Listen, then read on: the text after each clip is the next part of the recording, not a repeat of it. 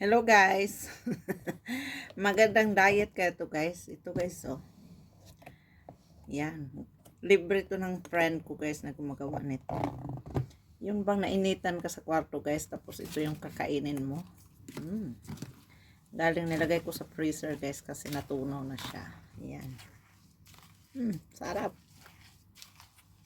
Salamat Len sa pahalo-halo mo. Nilibre to guys. Wow.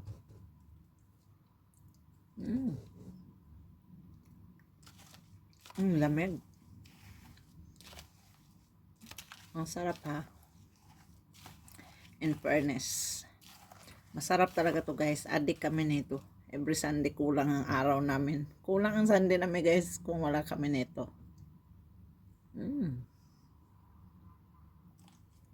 Sobrang sarap.